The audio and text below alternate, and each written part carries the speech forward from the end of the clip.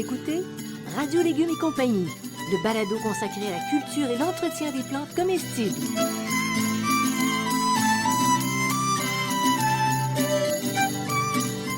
Laitue, Basilic, plantation, poivron, bleuets, pollinisation, haricots, arrosage, fraises, insectes ravageurs et maladies, concombres. fertilisation. Radio Légumes et compagnie, le balado qui vous dit tout pour cultiver et entretenir simplement les plantes comestibles de façon naturelle.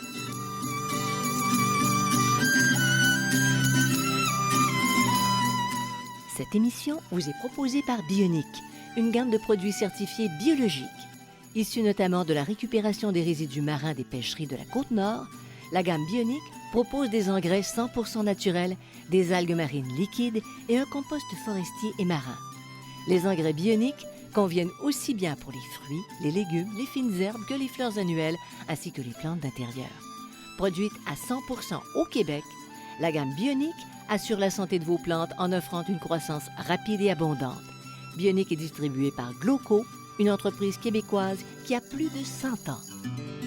Bienvenue à Radio Légumes et compagnie. Bonjour, Monsieur Bertrand. Bonjour, Janine. Hein, on espère qu'on va être nombreux à écouter cette leçon 101 d'entomologie. L'entomologie, on va Axée vers les choux. Axé vers les choux, on vous parle de la pierrite du chou, de la fausse arpenteuse du chou et de la fausse teigne des crucifères. Ils se ressemblent tellement qu'on les a tous mis ensemble. Oui, mais tu vas nous faire des nuances Il y a là-dedans. des petites nuances, mais au final, Ça se ressemble, hein? pas mal. Ils se contrôlent tous de la même manière. Bon, OK. Alors, comment on sait qu'on a affaire, par exemple, à une pyrrhide du chou? Là, on a des trous dans les feuilles des choux, puis des trous dans la pomme jusqu'au cœur. Oh, c'est pas négligeable. C'est pas là. négligeable. Mhm. Et puis, on va souvent l'identifier par une petite présence de déjection foncée. Des Yeah. petits tas noirs, là, on se dit, oh, ça y est, j'ai les pyrides. Pyrrhide du chou, d'accord. Et ça ressemble à quoi, la pyrrhide du chou? Tu sais, Alors, dans son déguisement au fil de son développement, admettons. Admettons, son déguisement, il commence par des œufs isolés, blanchâtres puis jaunes. Donc, des petits œufs, des petits points jaunes, vous dites, ouh, j'ai les pyrides en œuf. Les larves, le corps et la tête sont verts, les poils sont principalement blancs, puis il y a une fine ligne jaune dorsale. Hein? Vois-tu ça? Donc, il est vert avec une ligne jaune sur le dessus et des poils principalement blancs sur les côtés. Là, tu te dis, je suis dedans. Là, après ça, quand il se développe, le thorax et l'abdomen sont des petits tubercules noirs et avec des petites lignes jaunes. Et tout d'un coup apparaissent ces magnifiques petits papillons à ailes blanches avec des taches noires sur et au bout des ailes. Et quand on les voit voler sur nos choux, on se dit, ça y est, j'ai la pyrrhide qui vole et je dois avoir des larves quelque part qui sont en train de bouffer mes choux. Alors, coucou, pyrrhide du chou. OK. Alors, ces insectes-là infectent quelle plante? Les choux Infestent et les radis. les choux et les radis. C'est ça, je savais que c'était pas juste les choux. Les radis radis font partie aussi, des choux. Ça, c'est plus triste. Ouais. OK. Et puis, le cycle de vie. Tu sais, pour garder la couleur entomologique, à ce balado. Mais ils sont originaires d'Europe, donc ils ne sont pas endémiques ici. Ah, c'est toi qui les as transportés. Non, c'est pas moi qui les ai transportés, ils étaient bien avant moi. Ils font 3 à 4 générations par année. Fertile? Fertiles. Ils hibernent au stade de chrysalide. Et donc, la première génération a lieu de la mi-mai à la fin juin. Puis, ils s'accouplent. Ils vont pondre sur la nervure centrale et la face inférieure des feuilles. Donc, regardez vos faces inférieures pour savoir s'il y a des œufs. C'est-à-dire sous. Et c'est vite parce que c'est 4 à 8 jours. Ah, t'as 4 à 8 jours pour te saisir. Là, ils éclosent Ouais. et les larves commencent à s'alimenter. Et là, quand ils partent, ils bouffent. C'est des larves, ils bouffent. C'est des vrais ados, là. Beaucoup de dommages. Ah oui, ça bouffe. Beaucoup de dommages. Et 3 à 6 semaines plus tard, il y a une nouvelle génération. Fait que t'as pas le temps de dormir au gaz. Non, tu n'as pas le temps de dormir au gaz. Vous écoutez Radio Légumes et compagnie, le balado consacré à la culture et l'entretien des plantes comestibles.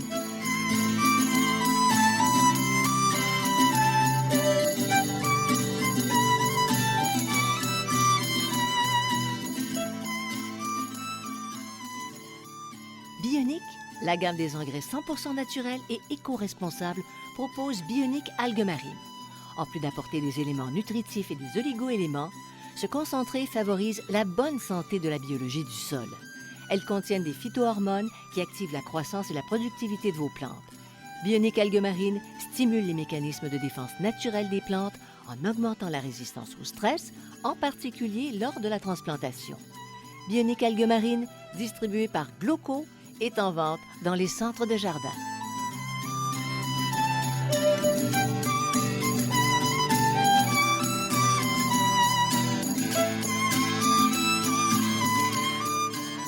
Vous écoutez Radio Légumes et compagnie, le balado consacré à la culture et l'entretien des plantes comestibles.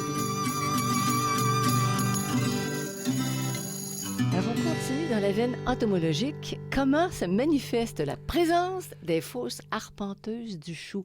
Non, mais regarde-moi ça, fausses arpenteuses du chou. Ça te quadrille le sujet, là. C'est des feuilles percées et dévorées. Les feuilles sont percées et dévorées, les feuilles des choux. Puis ça a l'air de quoi, une fausse arpenteuse du chou? Alors, les œufs sont en masse de 2 à 10, jaunes, blancs ou verdâtres, avec des fines stries verticales. Et ça, c'est les œufs. Joli. Les larves ont un corps vert clair avec des bandes longitudinales blanches sur le dos. Les papillons, dont les ailes antérieures brun grisâtres et noires, avec des effets bronzés, une tête blanche au centre. Les ailes beige foncé à brune avec des marges blanches avec des points noirs. Ils sont un peu variables, OK? Ils ne sont pas du tout pareils Non, comme ils les sont pas du papillons tout. de la Non, Pierrite dont tu nous parlais tantôt. Mais ils font la même chose comme des gars. La même chose? Ben, ils font des dégâts. Pire?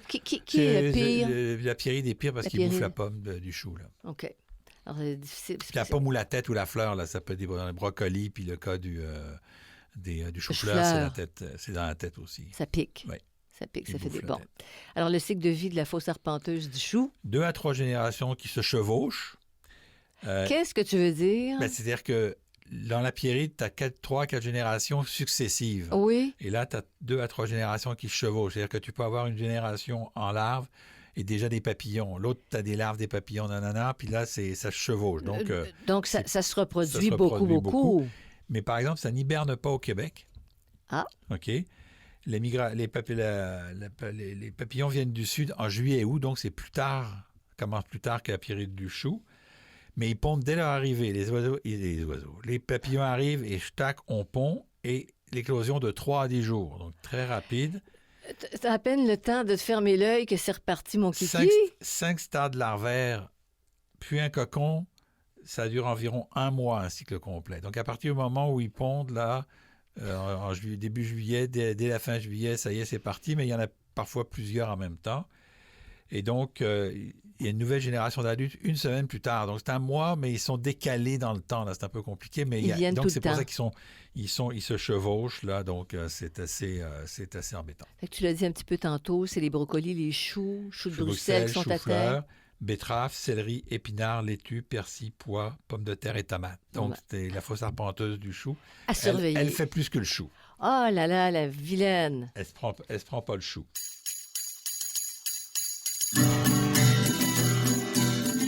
Vous écoutez Radio Légumes et compagnie, le balado consacré à la culture et l'entretien des plantes comestibles.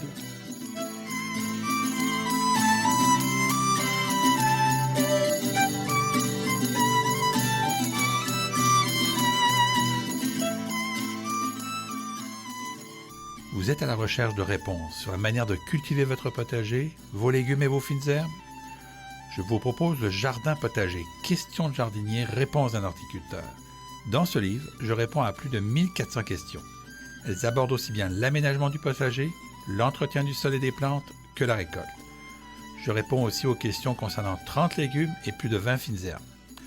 Le Jardin potager, questions de jardinier, réponses d'un horticulteur, un produit 100% québécois, est en vente dans les librairies du Québec.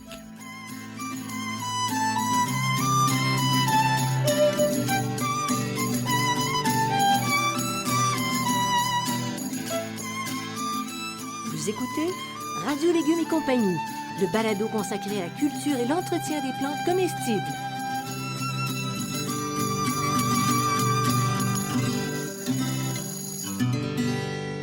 OK, Bertrand, on a passé tantôt la Pierrite. C'est ça. Là, tu nous as familiarisé avec la fausse arpenteuse. Ouais. Là, on est rendu avec la fausse teigne. La fausse teigne des crucifères. Elle est visible sur les feuilles externes du chou. Elle ne va pas aller au centre, elle. Les feuilles sont percées de trous réguliers, puis elles sont dévorées. Puis elles font aussi des galeries dans le feuillage, OK? Donc, elles font comme Des tunnels? des tunnels, mais on voit, c'est-à-dire que la feuille a encore un petit peu de feuille sur le dessus, mais c'est clair, là, c'est comme des tunnels, là. Comme ça avait été gratté avec l'ongle. C'est ça, exactement. Oui. Et puis tu dis sur les tissus foliaires, Les c'est tissus ça, foliaires, les c'est feuilles également. Fait que c'est en dessous. Non, c'est-à-dire que ça fait des petites, des petites galeries dans la feuille. Mais la feuille n'est pas percée, il reste encore un toute petite tissu foliaire. Mais donc, mettons, la feuille est verte, puis là, c'est transparent, là, ça devient transparent. Oui. OK. OK. Maintenant, la fausse teigne, le crucifère. À quelle apparence? À ces différents stades Alors, d'évolution, je présume? Les œufs, c'est ovale et aplati, blanc jaunâtre et luisant. Les corps sont étroits, vert pâle ou grisâtre avec un grand nombre de petites taches noires. La tête est brun orangé et porte des soies noires. OK? Cute. Le papillon est nocturne. Ah, OK? tu ne le vois pas venir, donc. Donc, des ailes étroites et arrondies à l'extrémité, frangées, brun grisâtre, antennes presque aussi longues que le corps. Donc, c'est ce qu'on appelle les papillons de nuit, là. Ah. Donc, il est nocturne. Il ne sort que la nuit, le papillon. Vous ne voyez pas le jour. Donc, il faut vous fier aux œufs et aux larves pour l'identifier le jour. Fait que les papillons de nuit, ce serait en partie des fausses teignes. Ben, ça fait partie Il y a parmi les papillons de nuit des fausses teignes. Oh, On va dire ça comme ça. bon, OK, d'accord. Et le cycle de vie ou leur cycle d'évolution? 2 à 6 générations par année. Ah, c'est la plus productive. Là. Elles non plus n'hibernent pas au Québec, mais elles arrivent du sud au printemps, donc assez tôt. Elles pondent sur les crucifères à l'état sauvage. Donc, si vous avez des crucifères que vous laissez à l'état sauvage dans le champ à côté, elles vont s'y mettre. L'éclosion des œufs se fait après 4 à 8 jours. Et il y a 4 stades larvaires en 15 jours. C'est assez rapide. Un cocon, plus une semaine, les adultes émergent. Donc, le cycle complet de 25 à 30 jours. Donc, en général, tous ces insectes-là ont 25 à 30 jours. Tu as piqué ma curiosité. Quand on parle de crucifères à l'état sauvage, comment ça? Ben, ça peut être de la moutarde, ça peut être d'autres crucifères, d'autres plantes de la famille des crucifères, mais il y en a plein dans les herbes indésirables qui sont à l'état sauvage. Donc, s'il y a un champ à côté de chez vous avec des crucifères à l'état sauvage, ils vont se mettre là. Fait que ça veut dire que ça attire très tôt, avant que toi-même t'aies tes beaux plans. Tes beaux plans, ils ont déjà fait une petite série sur les crucifères sauvages. OK, donc ils sont prêts, fin prêt. Alors, quelles plantes elles infestent d'abord? Les choux et les navets. Ah, OK. Bon. Donc, ça, c'est la fausse teigne. Choux et navets, particulièrement ciblés. Fait que si vous prenez tout ce qui touche le chou, là, fausse teigne, fausse arpenteuse, puis pierride, là, vous avez vu que ça fait pas mal de plantes qui peuvent être attaquées. Et c'est pour ça que les choux... Mais non, je suis très étonnée Ça coûte pas cher, des choux. Comment se fait-il avec tous ces assauts? Parce que ça se traite avec des produits, chimiques. Mais là, moi, je vais vous donner des techniques avec pas de produits chimiques. Justement, comment tu contrôles cette faune? Alors, dès la plantation ou la levée des semis, dépendant de la situation que vous utilisez, il faut mettre un filet anti-insecte. C'est vraiment la solution. Là, le filet anti-insecte va empêcher, tout simplement, les papillons de venir pondre. Et ça, c'est de plus en plus facile à trouver dans le marché. Hein, les filets anti-insectes. Depuis 2-3 ans, c'est assez facile. Avant, c'était plus compliqué. Là, mais c'est-à-dire que c'était facile à trouver, mais c'était des rouleaux professionnels. Alors, c'était des quantités astronomiques. Mais là, ils se sont mis à vendre des petites quantités. Ils coupent les rouleaux, puis des petites quantités abordables pour... mais même à ça, il faut soi-même le redécouper parce que c'est des quantités quand même importantes. Là. Mais l'idée est que le soleil fait son œuvre, tandis que si tu mets les toiles, les anciennes toiles, qui étaient quand même, qui laissent passer la lumière, mais... Les toiles flottantes anti-froid laissent passer 40 à 60 % de la lumière, alors que les toiles anti-insectes laissent passer 90 % de la lumière. C'est ça, d'un gros avantage. Une grosse différence. Donc, on favorise aussi la présence des oiseaux au printemps qui vont manger les larves. Mais s'il y a un filet anti-insectes, il y a moins de larves qui sont mangées, mais sur le cas des fausses teignes, ils vont les manger sur les crucifères sauvages. Les insectes prédateurs, donc on laisse les insectes utiles faire leur travail. Si on voit qu'on a une attaque, on peut utiliser du savon insecticide ou encore une préparation à base d'acide lactique et d'acide citrique. Ça se trouve dans le commerce? Ça se trouve dans le commerce, parce que je ne veux pas vous donner le nom commercial, mais c'est une préparation. Acide lactique et acide citrique. Et dans le savon insecticide, la préparation acide lactique et acide citrique, le BTK, OK, donc le BTK. Contre les œufs et les chenilles, le savon noir. On trouve ça facilement aussi, Oui, le savon noir? ça se trouve très facilement. Ça, c'est une vieille technique, hein? Oui, c'est une vieille technique, c'est très efficace. Et puis, pour la pyrite du chou, on se débarrasse des déchets végétaux infectés en nettoyant bien les cultures. On avait parlé de la hernie du chou dans un autre balado, mais la pyrite du chou aussi. Si vous avez beaucoup de pyrite du chou, là, vous vous débarrassez des déchets végétaux. Si vous avez beaucoup de pyrite du chou, puis vous n'arrivez pas à vous en débarrasser, une solution, c'est de ne pas faire de chou pendant 1 ou 2 ans. Pour que ça s'élimine de soi dans le sol. C'est ça s'élimine de soi dans le sol et ainsi de suite. Donc, quoi qu'il y en a qui ne conservent pas dans le sol, mais la pyrite, elle va se conserver dans le sol. Alors, c'est pour ça. Alors, pas de compostage avec ça. Ça, c'est certain. Non, on évite de composter Ouais. parce qu'on a beaucoup de pyrite, là, c'est sûr. Là. Ben, je pense qu'on a pas mal fait le tour. Là. Absolument. On est assez terrorisés, merci. Ah ben non, Ce ben qui ne non, nous ben non. empêchera pas d'aller dans notre potager. J'ai faire des choux. Ah, voilà. Juste un détail. Oui, J'ai jamais eu de pyrite du chou sur les choux kale, les choux frisés. c'est plus résistant, Ça c'est a l'air moins plus attirant. résistant, moins Ouais, attirant. c'est vrai? J'en ai jamais eu. J'ai eu des pucerons, mais j'ai jamais eu de pyrite du chou sur le chou chou frisé. frisé ou en anglais kale. On dit chou kale, mais c'est ou en anglais kale. Alors, si vous voulez être les Et non plus... pas cal. Et comme non dirait- Comme dirait un certain animateur de radio. On a tellement ri. C'était Oui, drôle. C'était drôle. Alors, vous allez sur radiolégumes.com pour rester informé. Vous cliquez sur Subscribe, vous restez informé de tout ce qui est nouveau. Et merci à Bionic de Gloco, ainsi qu'à Xavier Gervais-Dumont pour la musique, Charles Gervais-Dumont pour la technique. Et puis, on s'en va vite au potager parce que c'est l'avenir. Parce qu'il fait beau. Ou parce et on qu'il en fait profite. beau. Mais le potager, c'est l'avenir de Ah la oui. race humaine. Bon, ou en minute, t'es parti Je sur le parlais de conviction à un moment donné. T'as des grandes convictions. Allez, à la prochaine. Bye bye tout le monde.